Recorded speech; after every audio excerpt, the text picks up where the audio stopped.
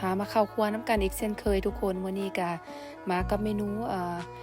มกหน่อไม้ใส่หมูสามชั้นเนาะทุกคนเนาะซึ่งก็เป็นอาหารแบบบ้านเฮาที่ว่าง่ายๆเฮ็ดหากินได้ง่ายๆแล้วก็เฮ็ดได้ง่ายโดยที่ว่ามีเครื่องประกอบบ่กี่อย่างสิก็สามารถที่กินมกหน่อไม้แซ่บๆแบบนี้แล้วเนาะทุกคนซึ่งว่าจะมีขั้นตอนในการเฮ็ดแล้วก็วัตถุดิบอุปกรณ์อันใดแดที่ว่าเฮาใส่เฮ็ดมื้อนี้ก็เฮาไปเบิ่งนํกันดังในคลิปนี้เลยเนาะทุกคนเนาะอันดับแรกก็คือที่เฮาต้องมีก็คือ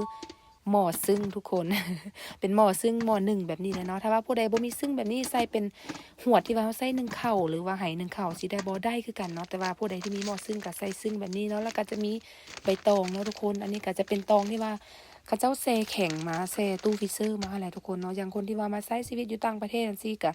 บางรัฐเขาเจ้าก็จะมีอยู่ได้ที่ว่าเป็นใบตองสดเนาะอย่างอเมริกาสิแถวรัฐอื่นที่ว่าเป็นเขตร้อนก็น่าจะมีแต่ว่าบางรัฐอย่างรัฐที่ว่าตุกอยู่สิก็บ่มีเนาะที่เป็นต้นกล้วยสดๆนะทุกคนก็จะมีแต่แบบที่เขาเจ้าเฮ็ดเป็นแช่แข็งมาแบบนี้เป็นแพ็กเกจเป็นแพ็กที่ว่าเป็นถุงแบบนี้มาแล้วเนาะก็ไปซื้อมาสิก็จะมาเอามาจีกให้เป็นชิ้นให้เป็นแผ่นพอดีนะทุกคนที่ว่าจะมาห่อเฮ็ดหมกหน่อในมื้อนี้เนาะแล้วเขาก็จะมาตัดทั้งที่เป็นในส่วนของ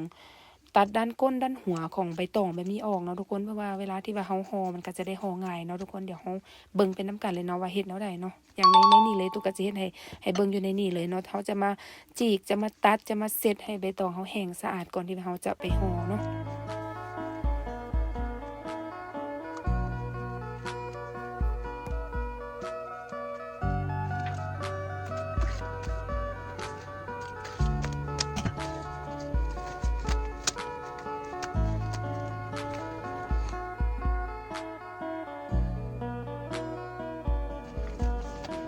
อันนี้ก็จะได้ประมาณนี้เนาะทุกคนเนาะก็จะบ่ได้จีกเฮ็ดแผ่นใหญ่หลายเพราะว่าจะบ่ได้เฮ็ดมกใหญ่พอปานใดเนาะอันนี้มันต้องอิงตามขนาดของใบตองเฮานำนะทุกคนถ้าว่าใบตองน้อยเฮาก็ได้เฮ็ดเป็นห่อน้อยถ้าใบตองใหญ่ยาวบ่สิเฮาก็สามารถเฮ็ดเป็นห่อใหญ่ได้เนาะแต่นี่เฮาก็ต้องเบิ่งขนาดของใบตองนำเด้อทุกคนเด้อนี่ก็จะมาตัดในส่วนที่เป็นหัวเป็น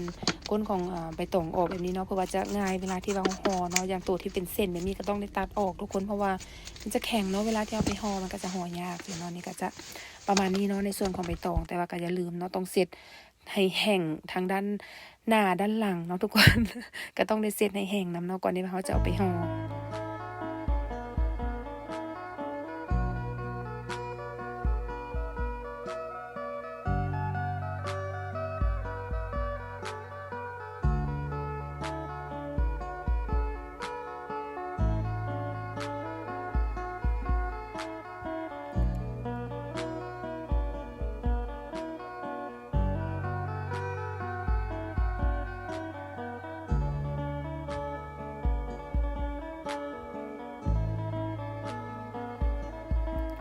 ในการเฮ็ดอาหารน่ะส่วนหลายคนเฮาที่ว่าเป็นคนเอเชียแท้มาใช้ชีวิตอยู่ต่างประเทศแบบนี้หั้นน่ะทุกคนก็ยังดีเนาะที่ว่าเขาเจ้าก็ยังมีแบบเครื่องที่มาจากเอเชียหรือว่ามีร้านเอเชียที่ว่าให้เฮาสามารถไปเลือกซื้อแบบนี้ได้เนาะทุกคนเนาะเพราะว่ายังมันก็จำเป็นเนาะในชีวิตประจำวันในการเฮ็ดอาหารบางทีเฮาก็กินอาหารเขาเจ้าบ่ได้ทุกอย่างทั้งหมดสิเฮาก็ยังจำเป็นต้องใช้ต้องกินเครื่องที่มาจากบ้านเฮาอยู่สิก็ยังดีที่ว่ามีร้านขายให้ได้แบบนี้เนาะทุกคนนี่ก็คือเรียบร้อยเนาะในส่วนของใบตองแล้วต่อไปอันนี้ก็คือจะเป็นในส่วนของ ส่วนประกอบทุกอย่างเลยที่ว่าเราจะมาเฮ็ดหมกหน่อไม้ในมื้อนี้เนาะทุกคนซึ่งว่าจะมีส่วนประกอบอันใดแดแล้วก็เท่าอันใดอยู่ในนี้ก็คือตุกได้ขึ้นไว้ให้ทั้งหน้าจอนี่แล้วเนาะถ้าว่าผู้ใดอยากลองเฮ็ดก็สามารถเอาสูตรนี้ไปเฮ็ดกินได้เนาะทุกคนอันนี้ก็สเต็ปต่อไปเราต้องมาเอาในส่วนของหน่อไม้ที่ว่าเราต้มจืดแล้วเด้อทุกคนอันนี้ก็จะใช้เป็นหน่อไม้กระป๋องเนาะมื้อนี้เนาะแต่ว่าก็เจ้าก็ต้มมาแล้วแต่ว่าเราก็ต้องมาต้มให้จืดอีกเทื่อนึงเนาะแล้วก็จะมาเทรวมกับเครื่องปรุงทั้งหมดที่ว่าเราเห็นอยู่ในต้นคลิปนั่นแหละทุกคนต้อง เอามาเทรวมมาปรุงใส่กันทั้งหมดก่อนเนาะแต่ว่าในขั้นตอนนี้นะในส่วนที่เป็นซีนหมูสามชั้นตุกจะยังบ่ได้ใส่เนาะจะใส่เครื่องประกอบทั้งหมดก่อนแล้วจะเพราะว่าเขาต้องได้มาซิมรสชาติก่อนในทุกคนว่ามันพอดีแล้วบ่หรือว่าอันใดจังซี่เขาถึงจะหลังจากที่ว่าพอดีแล้วเขาถึงจะมาใส่ในส่วนที่เป็นซีนในตอนท้ายเนาะในตอนต่อไปเนาะเนี่ยจะมาคนส่วนประกอบเหล่านี้ให้เข้ากันก่อนเนาะ แต่ว่าต้องบอกก่อนว่าในส่วนของข้าวเบื่อน่ะตุ๊กบ่ได้ใส่หลายเนาะเพราะว่าอย่างอยู่นี่พ่อบ้านเพิ่นบ่ค่อยมักกินแบบข้าวเบื่อหลายๆเหนียวๆนะเนาะบ่ว่าจะเป็นมกเป็นแกงสิก็เลยบ่ได้ใส่หลายเนาะแต่ว่าถ้าผู้ใดที่มักกินแบบเหนียวๆสามารถเพิ่มในส่วนของข้าวเบื่อได้เด้อทุกคนเด้ออันนี้ก็จะเป็นเห็ดเนาะเห็ดก็จะเลือกใช้เห็ดที่ว่าเป็นเส้นแบบนี้แต่ว่าบ่แม่นเห็ดเข็มเด้อทุกคนบ่แน่ใจว่าเขาเจ้าเอิ้นเห็ดอิหยังเนาะอันนี้ก็รู้แต่ว่ามักกินแล้วมันแซ่บสิก็เอามาใส่เนาะ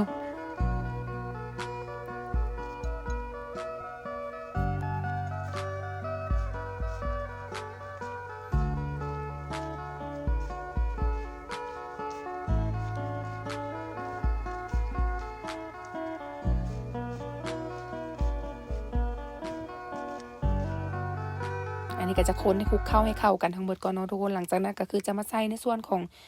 น้ำยานางเนาะยานางกระตุกก็จะใส่อยู่ประมาณ1กระป๋องเนาะป๋องนึงก็จะมีประมาณ400 ml ประมาณนั้นแล้วทุกคนก็จะใส่ไปทั้งหมดเลยเนาะนี่ก็จะมาคนมาคลุกเข้าให้ทั่วกันเลย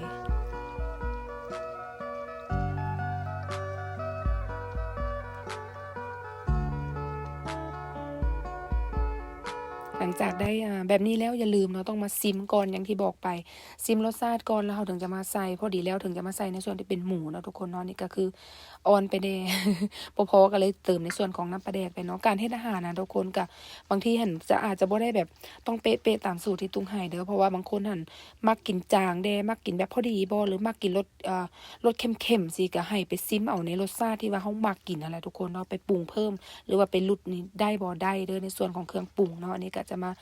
ใส่ในหมูที่ว่าหมูติดมันแบบนี้เลยเนาะที่ว่าเราซอยไว้แล้วก็จะมาคลุกเข้าให้ทั่วกันเลยเนาะ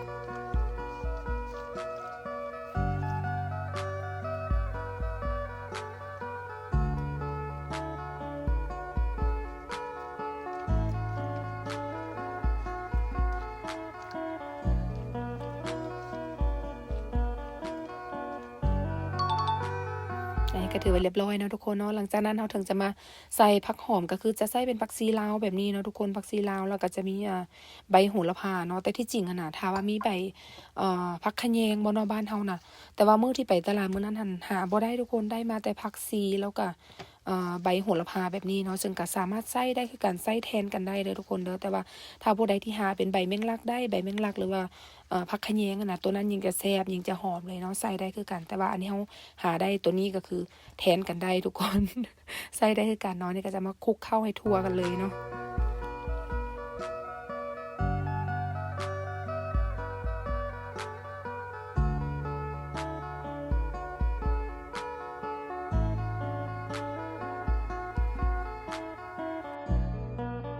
การเฮ็ดอาหารนั้นน่ะแต่ที่จริงหั้นว่าจะบ่เฮ็ดหลายเด้อทุกคนแต่ว่าพอเฮาหยิบหั่นหยิบนี่ใส่แล้วแบบโอ๊ยหลายคือเก่า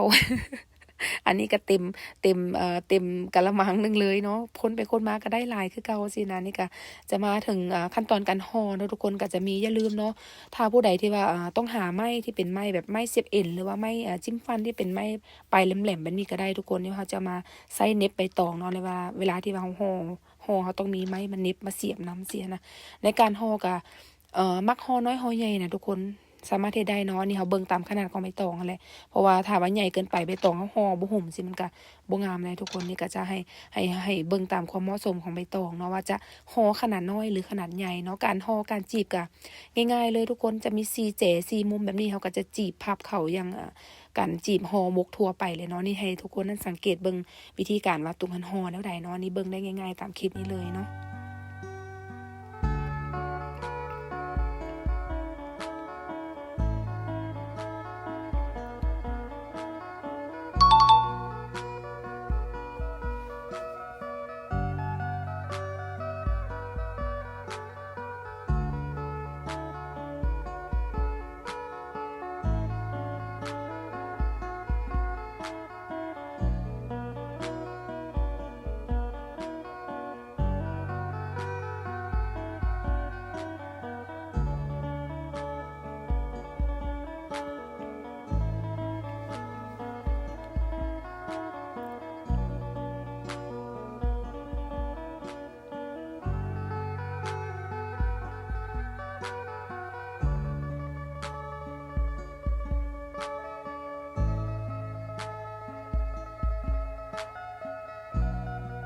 อันนี้ก็จะห่อไปเรื่อยๆเด้อทุกคนมื้อนั้นหั้นเฮ็ดก็ได้หลายห่อเติบเนาะได้หลายห่อเพราะว่าก็อย่างที่เห็น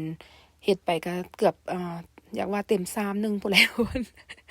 ตอนแรกก็สิเฮ็ดน้อยๆเนาะแต่พอผสมนั้นผสมนี่เก็บใส่แล้วมันหลายสินะก็เลยต้องห่อให้หมดเนาะห่อหมดทั้งที่เราผสมไว้เนาะก็พอดีว่าใบตองเราก็พอที่จะห่อได้ทั้งหมดพอดีเลยเนาะมื้อนั้นก็เลยห่อไว้หมดเลย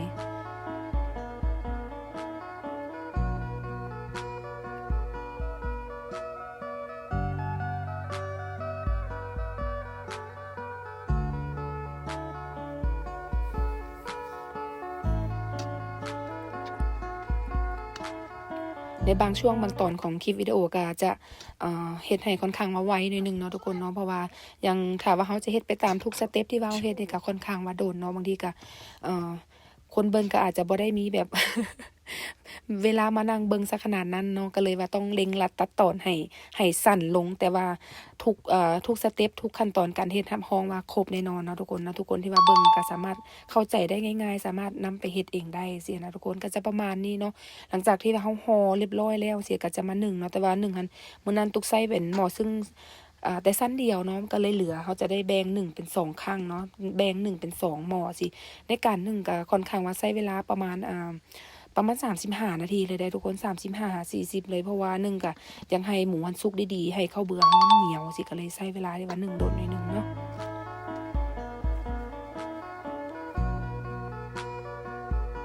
แต่ว่าในช่วงที่ว่าเรานึ่งหั้นนะเพื่อความมั่นใจแน่ใจว่าเอ่อ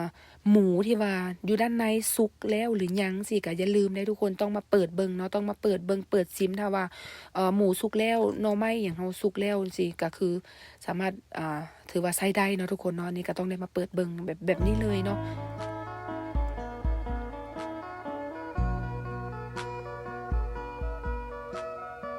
อันนี้ก็จะบ่ได้เหนียวหลายเด้อทุกคนเด้อเพราะว่าอย่างที่บอกไปพ่อบ้านเพิ่นบ่ค่อยมักกินแบบข้าวเบื่อเหนียวๆก็เลยเราบ่ได้ใส่หลายเนาะนี่ก็จะมาชิมเบิ่งรสชาติเนาะได้รสชาติที่ว่าพอดีแซ่บแล้วก็ถือว่าเรียบร้อยแล้วทุกคนที่จริงเขาปรุงมาพอดีตั้งแต่ตอนที่ว่าเราคนคลุกเข้าเครื่องประกอบพู้นแหละทุกคน แต่ว่าเรามาชิมในตอนที่เรานึ่งก็เพื่อความแน่ใจว่ามันรสชาตินี่มันใส่ได้แซ่บแล้วบ่สิก็ถึงว่าเรียบร้อยเนาะทุกคนเนาะการนึ่งก็ประมาณนี้เด้อหั่นหลังจากที่ว่าเรานึ่งครบเวลาแล้วหมูสุกแล้วเนาะไหม้หยังทุกอย่างเราสุกแล้วนี่ก็ถือว่าใช้ได้เนาะแต่ถ้าว่ายังบ่ได้สิเราก็สืบต่อนึ่งต่อไปจนกว่าแบบให้เนื้อหมูของเรามันสุกเปื่อยดีๆพู้นล่ะทุกคนเนาะนี่ก็จะประมาณนี้หลังจากได้สุกแล้วเราก็จะมาตักออกเนาะคีบออกใส่ภาชนะแบบนี้เด้อทุกคนเด้อการเฮ็ดมกหน่อไม้ใส่หมู3สั้นหรือว่าหมูติดมันแบบนี้นะก็บ่ได้มีหยังยุ่งยากเนาะทุกคนเนาะส่วนประกอบก็บ่กี่อย่างซึ่งเชื่อแน่ว่าทุกคนที่ว่าเบิ่งวิดีโอนี้แล้วอยากลองเฮ็ดกินสิก็น่าจะสามารถเฮ็ดกินเองได้อยู่ที่บ้านแบบง่ายๆเลยเนาะทุกคนเนาะสำหรับคลิปนี้ก็จะประมาณนี้เนาะทุกคนแล้วก็ต้องขอบใจทุกกำลังใจทุกการสนับสนุนที่ว่าเข้ามาให้กำลังใจกันตลอดมาเลยเนาะทุกคนเนาะเดี๋ยวเรามาเจอกันใหม่ในคลิปหน้าว่าจะมีเมนูอันใดแล้วก็จะมีคลิปอันใดใหม่ๆแบบใดมาให้เฮาเบิ่งเด้อาจจะมีวิดีโอที่เป็นคลิปอาหารแดคลิปท่องเที่ยวนั้นโน่นแดสลับสับเปลี่ยนมาให้เบิ่งอันนี้ก็อย่าลืมเนาะกดติดตามกดให้กำลังใจกันไว้เนาะทุกคนแล้วเฮามาเจอกันใหม่ในคลิปหน้าเนาะ